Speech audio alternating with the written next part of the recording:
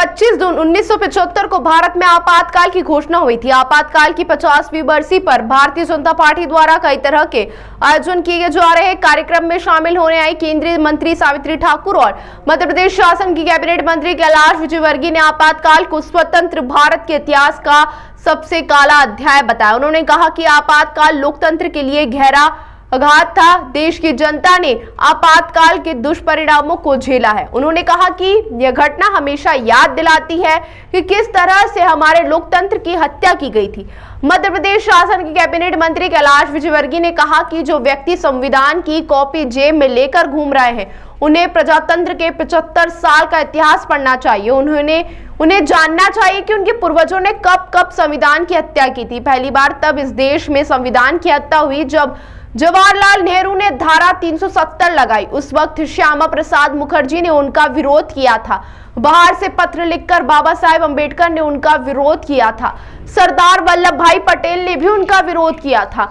बाबा साहेब अंबेडकर ने कहा था कि यदि किसी राज्य में धारा 370 लगाकर उस राज्य को विशेष दर्जा दिया जाएगा तो यह देश की एकता और अखंडता के लिए खतरा है। यह प्रजातंत्र की आत्मा की हत्या है। दूसरी बार इंदिरा गांधी ने देश में आपातकाल लगाकर संविधान की हत्या की और लोगों की आवाज बंद कर दी थी। न्यायपालिका, कार्यपालिका, विधायिका और प्रजातंत्र का चौथा स्तंभ कहे जाने वाले पत्रकारिता का भी गला घोट दिया गया था। इंदिरा गांधी ने खुद का विरोध करने वाले नेताओं को या तो जेल में डाल दिया या फिर उनकी राजनीति को खत्म कर दिया था। कि हम जनता के बीच में जा रहे हैं। जो व्यक्ति संविधान की कॉपी लेके जेब में घूम रहा है, उसने संविधान पढ़ा कि नहीं पढ़ा। उनको प्रजातंत्र के 75 साल का इतिहास पढ़ना चाहिए कि कब कब उनके पूर्वजों ने संविधान की हत्या की। पहली बार संविधान की हत्या जब हुई थी, जब इस देश में पंडित जवाहरलाल नेहरू ने धारा 370 लगाई। वो जब धारा 370 लगा रहे थे, डॉक्टर श्यामा प्रसाद मुखर्जी जो उनके मंत्रिमंडल के सदस्य थे, उनने विरोध किया। बाहर से पत्र लिखकर बाबा साहब अंबेडकर ने विरोध, सरदार वल्लभ भाई पटेल ने भी विरोध। बाबा साहब अंबेडकर ने कहा था कि आप धारा 370 लगाकर किसी राज्य की को एक विशेष दर्जा देंगे तो देश की एकता और अखंडता के लिए खतरा है और ये प्रजातंत्र की आत्मा की हत्या है। पहली बार जब दूसरी बार श्रीमती इंदिरा गांधी ने आपातकाल लगा के लोगों की आवाज़ बंद कर दी। न्यायपालिका, कार्यपालिका, विधायिका, यहाँ तक कि प्रजातंत्र का चौथा स्तंभ बोला जाता है पत्रकारिता, उस पत्रकारिता का भी गला घोट दिया। किसी अखबार की ये ताकत नहीं थी कि बिना कलेक्टर के आदेश के एक भी शब्द वो अपने अखबार में छाप सके। कोई सी भी न्यूज़ बनाना हो, कलेक्टर जब तक उसको ओके नहीं करता था तब तक अखबार निकाल नहीं सकता। अनेक पत्रकार जेल में रहे। उस समय एक बड़े विद्वान पत्रकार थे, संपादक थे। बोले ठीक है, लिखने पर सज़ा है ना, नहीं लिखने पर क्या सज़ा। वो उस समय नई दुनिया के संपादक थे। उन्होंने संपादकी खाली छोड़ी।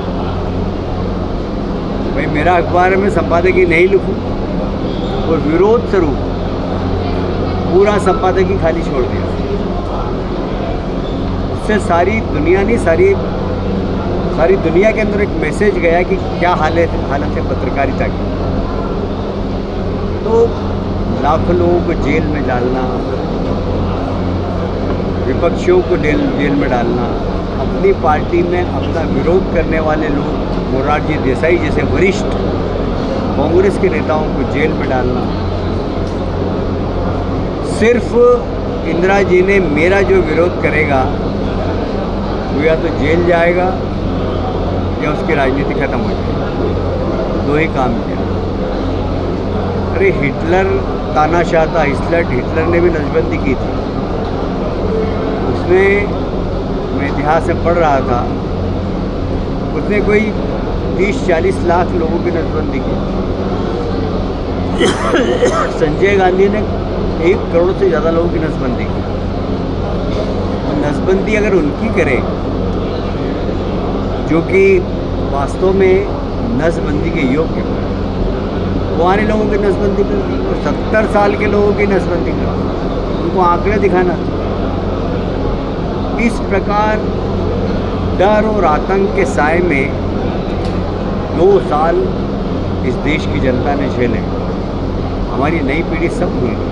अभी मैंने युवा सांसदों से पूछा कि किस किस को आपातकाल के बारे में मालूम है? कुछ नहीं मालूम। हमारे देश के इतिहास को जानना बहुत ज़रूरी है।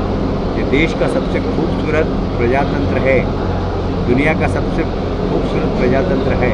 तो इसमें कितने उतार चढ़ाव आए और किस किस राजनेता ने इस प्रजातांत्रिक व्यवस्था को ध्वस्त करने का प्रयास किया, इसके बारे में हमारी पीढ़ी को जानकारी होना चाहिए। मैं समझता हूँ ये स्वतंत्रता के आपातकाल के जो 50 वर्ष मनाए हैं, ये उन लोगों के गाल पे करारा तमाचा है जो संविधान जेब में लेके घूमते हैं, जो कहते हैं संविधान बचाओ। अरे संविधान की हत्या तो आप लोगों ने की, संविधान का रक्षण किया है, हम कर रहे हैं। सर, संजय राउत इंदिरा गांधी की तारीफ कर रहे हैं, उन्हें संविधान का और देश का चौकीदार बताया है, जबकि उन्होंने ये कहा कि पिछले 11 साल से अघोषित आपातकाल लगा। देखिए, संजय राउत एक ऐसे व्यक्ति हैं जो मैंने बहुत लोगों को देखा है, पर ऐसा राजनेता नहीं देखा जो अपनी पार्टी में रहकर उसका कमिटमेंट किसी दूसरे नेता के साथ, और उसको समझ जाइए उनके बारे में मैं क्या कह रहा हूँ। अपने नेता के साथ कम कमिटमेंट है, उनका कमिटमेंट किसी दूसरे नेता के साथ।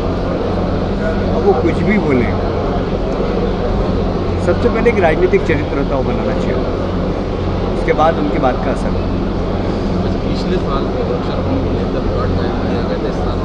हमारी तैयारी चालू हो गई, सारे विभाग ने तैयारी चालू कर दी। मैं प्रदेश के मुख्यमंत्री को बोला कि एक बैठक लें, निश्चित वो बैठक लेंगे, तेज गति से हमारी तैयारी चल रही है।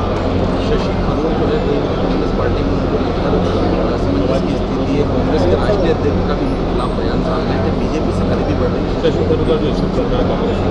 देखिए, ऐसा है, जो भी राष्ट्र देशभक्ति की बात करेगा, जो भी राष्ट्रभक्ति की बात करेगा, कांग्रेस उसको डाइजेस्ट नहीं कर पाएगी, वो कोई भी। यदि राहुल गांधी ने गलती से राष्ट्रभक्ति की बात कर दी तो सोनिया जी उनसे नाराज है।